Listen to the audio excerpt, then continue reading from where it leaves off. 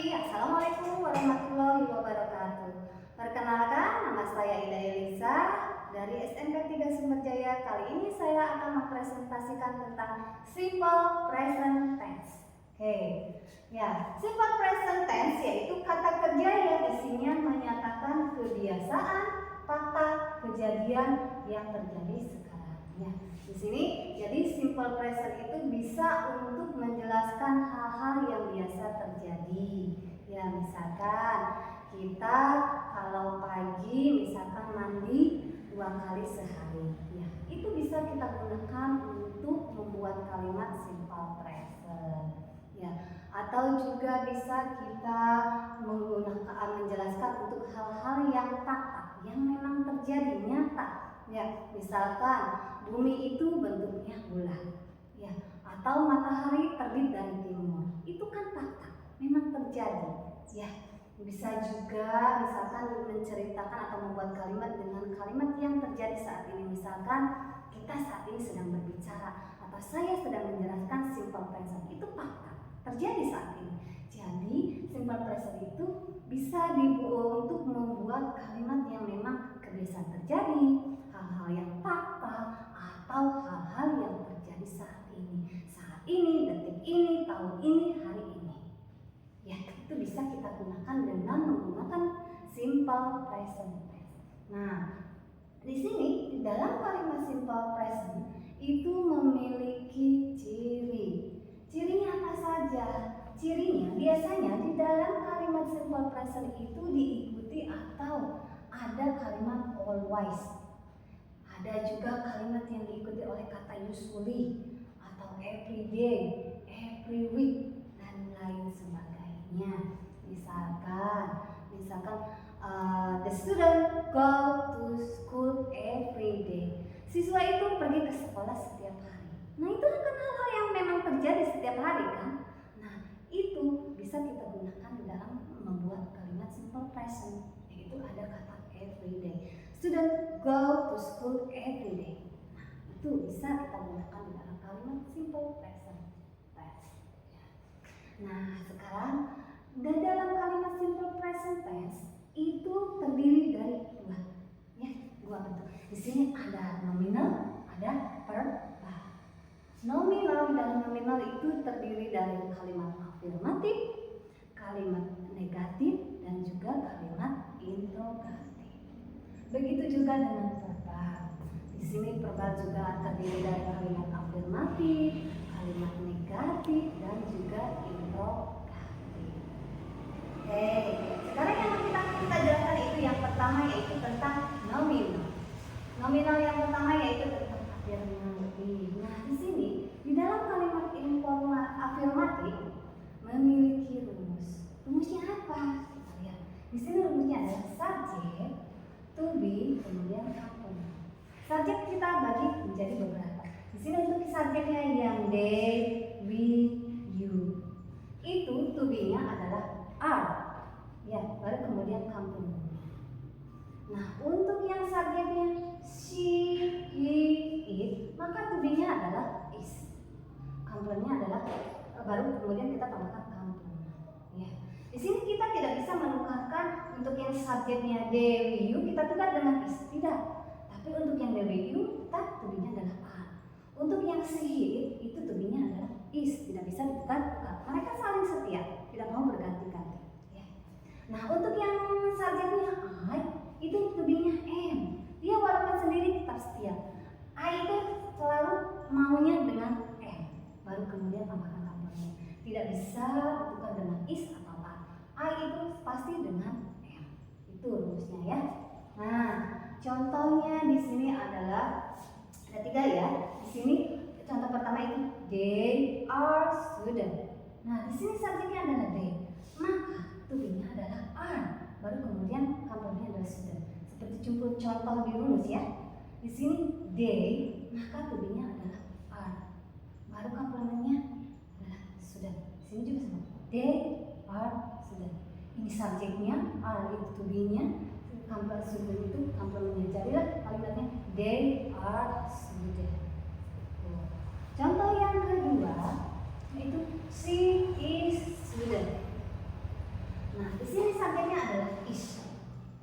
Oh ya, subjeknya adalah she, to be-nya is, complement-nya adalah sudah. Nah, karena di sini subjeknya she, maka to be-nya adalah is. Seperti rumus she, maka to be-nya is. Baru kemudian complement-nya kita masukkan yaitu sudah. Jadilah kalimatnya she is sudah. Sekarang contoh yang ketiga. Contoh yang ketiga yaitu I am sudah. Di sini subjeknya I, maka pasangannya to be-nya adalah am. Seperti rumus I, to be-nya adalah am. Baru kemudian complement-nya kita masukkan sudah. Jadilah I am sudah. Tuh. Untuk yang kalimat afirmatif. Kita lanjut next ke yang kalimat negatifnya. Nah, di sini di dalam kalimat negatif juga memiliki rumus. Apa itu rumusnya? Rumusnya yaitu subjek, to be, kemudian tambahkan not dan complement. Nah, di sini sedikit berbeda ya. Apa yang berbeda? Yang berbeda itu adalah not. Ya, setelah to be kita tambahkan not. Kenapa not? Karena ini untuk kalimat negatif. Ya, artinya tidak. Jadi kita tambahkan not di dalam rumusnya. Nah, subjeknya bagaimana? Subjek yang untuk they, we, you, maka to be-nya adalah are. Dan kemudian tambahkan not, tambahkan complement. Nah, untuk subjeknya yang she, he, it, maka to be-nya adalah is. Kemudian kita tambahkan not, tambahkan complement. Nah, untuk yang subjeknya I, to be-nya adalah am. Baru kita tambahkan not, tambahkan complement. Ya. Sebenarnya rumusnya sama dengan afirmatif, hanya berbeda yaitu hanya ditambahkan not sebelum complement. Itu yang harus kita ingat untuk membuat kalimat simple present tense afirmatif yang negatif. Nah, di sini ada contoh, ada 3 contohnya ya. Nah, di sini contoh yang pertama itu they are not student. Nah, di sini subjeknya itu they. Maka to be-nya adalah are. Baru kemudian tambahkan not, karena ini kalimat negatif, baru kemudian tambahkan complement. Nah, karena di sini subjeknya they, maka to be-nya adalah are. Tidak bisa diganti dengan yang lain. Nah, contoh yang kedua. Contoh yang kedua itu adalah she is not student. Nah, di sini subjeknya adalah is, maka to be-nya adalah di sini subjeknya she, maka to be-nya adalah is. Maka kemudian kita tambahkan not, kemudian tambahkan complement. Maka jadilah she is not student. Oke, kita lanjut ke contoh yang ketiga. Di sini I am not student. Nah, di sini subjeknya adalah I, maka to be-nya adalah am. Seperti rumus subjeknya I, to be-nya adalah am. Baru kemudian tambahkan not-nya, kemudian complement-nya student. Maka jadilah I am not student. Nah, ini untuk kalimat negatif. Ya, yang harus diingat itu cirinya setelah to be ditambahkan not. Oke, semoga cukup dipahami. Kita lanjutkan ke yang interrogatif. Nah, di dalam interrogatif, ini kalimat interrogatif itu apa? Kalimat interrogatif adalah kalimat tanya. Ya, kalimat tanya. Rumusnya bagaimana? Nah, di sini sedikit berbeda. Rumusnya yaitu kalau tadi subjek dulu, ya baru kemudian to be. Kalau untuk yang kalimat interrogatif itu kebalikannya. To be dulu, baru kemudian subjek, baru complement. Di sini to be-nya are itu digunakan untuk yang they, we, you, ya. Baru kemudian tambahkan complement. Kalau to be-nya is itu digunakan untuk she, he, it, ya. Baru kemudian complement-nya. Nah, di sini untuk to be-nya am, maka subjeknya adalah I, ya. Baru complement-nya. Ini to be yang are, is, and ini tidak bisa ditukar-tukar. Dia selalu setia. Are itu dengan they, dengan we, dan you. Kalau is itu hanya dengan she, he, dan it. And itu selalu setia dengan I. Tidak mau ditukar dengan yang lain. Itu rumusnya. Nah, contoh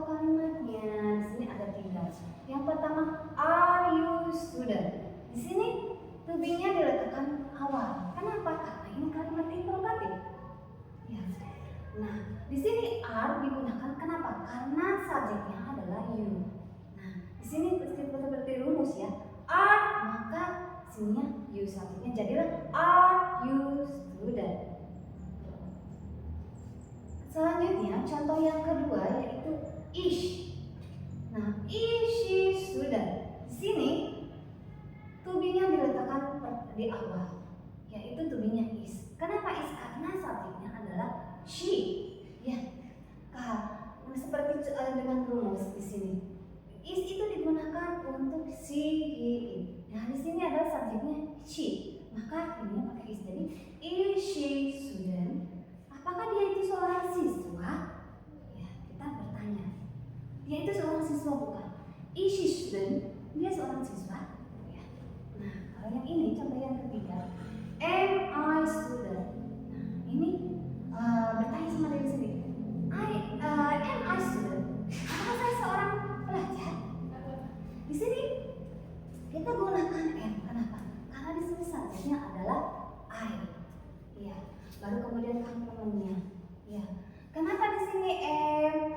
Di sininya tidak bisa is. Tidak bisa karena am itu pasangan itu untuk I. Tidak bisa dekat dengan yang lain. Oke.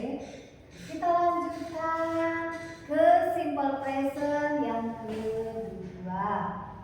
Simple present yang kedua yaitu verb. Tadi nominal sudah kita bahas. Ada afirmatif, negatif, interrogatif. Sama juga dengan yang kedua yaitu yang verbal juga sama. Ada afirmatif, negatif, dan interrogatif. Nah, apa rumusnya? Kita bahas dulu yang pertama ya. Itu tentang afirmatif. Apa rumusnya untuk afirmatif? Rumusnya adalah subjek verb pertama ditambahkan s atau is baru kemudian kamu. Nah, di sini subjeknya kita kelompokkan menjadi dua. Apa saja? Yaitu untuk yang subjeknya Dewi, Ayu, maka rumusnya itu langsung kita tambahkan kata kerja pertama baru kemudian komplement. Untuk yang subjeknya si, he, it, itu kita tambahkan kata kerja pertama ditambahkan s atau is baru kemudian komplementnya. Ya. Kita contohkan di sini ya, ada dua. Yang pertama, they read magazine. Mereka membaca majalah. Di sini subjeknya they, kata kerjanya read. Kenapa di sini tidak pakai s? Ya, kita langsung ke komplement, langsung ke magazine. Karena di sini subjeknya adalah they. Perlu kita ketahui, rumusnya itu jika subjeknya Dewi, Ayu, maka kata kerjanya tidak bisa ditambahkan yang lain. Cukup kata kerja saja, kata kerja pertama. Oke, baru kemudian tambahkan komplement. Nah, bagaimana kalau yang subjeknya adalah she? Nah, di sini ada sedikit berbeda. Kalau untuk yang subjeknya she, maka kata kerjanya itu ditambahkan s atau is. Di sini kita ambil contoh yang ditetapkan. She reads magazine. Di sini kata kerjanya berubah, ada s-nya, ya s. Kenapa ada s? Karena subjeknya adalah she. Seperti rumusnya, jika subjeknya she, maka kata kerjanya ditambahkan s. Maka di sini berubah menjadi reads. Ya, jadilah she reads magazine. Nah, seperti itu perbedaannya ya. Jika subjeknya Dewi, Ayu, maka tidak usah ditambahkan s. Jika subjeknya she, he, it, maka ditambahkan s di setelah kata kerjanya. Semoga bisa dipahami ya. Kita lanjutkan ke verbal yang kedua yaitu yang negatif. Nah, di sini juga ada perbedaannya di dalam rumusnya yaitu rumusnya subjek, kemudian tambahkan do atau does, kemudian tambahkan not, tambahkan kata kerja pertama, tambahkan komplement. Nah, di sini subjeknya juga kita kelompokkan menjadi dua. Untuk subjek yang Dewi, Ayu, maka kita tambahkan do. Ya, cukup do saja, dasnya tidak usah. Ditambahkan kemudian not, dia ditambahkan kata kerja pertama, kemudian komplement. Nah, untuk yang she, he, it, itu kita tambahkan does. Ya, ini does. Bukan do, tapi kita tambahkan dengan does. Baru kemudian tambahkan not, tambahkan komplement kata kerja pertama dan komplement. Itu rumusnya ya. Nah, kita masuk ke contohnya di sini. Contohnya they do not read magazine. Ya, di sini they do not read magazine. Nah, di sini mengapa pakainya do not bukan does not? Karena di sini subjeknya they. Ya, jadi pakailah do not. Jadi they do not magazine. Nah, sekarang contoh yang kedua. She does not read magazine. Nah, di sini pakai does not. Kenapa? Karena subjeknya adalah she. Jadi she does not read magazine. Di sini s-nya hilang. Hilangnya kemana? Berubah menjadi does. Ya, s-nya. Itu.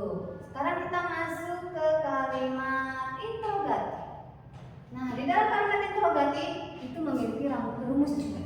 Rumusnya yaitu do atau does, subjek, kata kerja pertama, komplement, baru kata tanya, tanda tanya.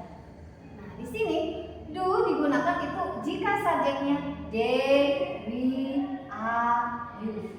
Baru kata kerja pertama yang kita masukkan, komplementnya masukkan, kata tanyanya juga masukkan. Nah, untuk yang does itu digunakan untuk subjek she, he, it.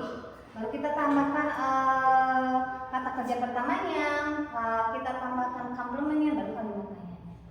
Ini do ini hanya digunakan untuk they, we, are, you. Tidak bisa digunakan kepada she, he, it. Ya. Nah, untuk does juga tidak bisa digunakan kepada they, we, are, you, tapi hanya digunakan kepada she, he, it.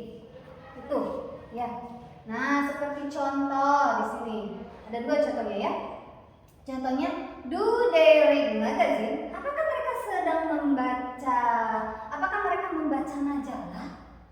Ya. Nah, di sini pakai do. Kenapa? Karena subjeknya adalah they. Untuk do itu pasangannya adalah mana tadi? They, we, are, you. Maka di sini pakai do. Baru kita masukkan kata kerja pertamanya, baru kemudian kamu. Sini juga does. Does. Kenapa di sini does? Karena subjeknya adalah she. Ya. Does itu digunakan untuk subjeknya she, he. Ya, tidak bisa digunakan kepada they atau we atau you, tapi kepada does itu kepada she, he. Di sini subjeknya adalah she, maka does she read magazine. Kenapa di sini tidak ditambahkan s? Karena sudah berubah menjadi does. Itu ya, jangan lupa tanda tanyanya jangan tertinggal. Ini adalah sebagai ciri kalimat interrogatif. Oke. Itu saja penjelasan dari saya, semoga bermanfaat. Ya, semoga berguna. Saya akhiri. Wassalamualaikum warahmatullahi wabarakatuh.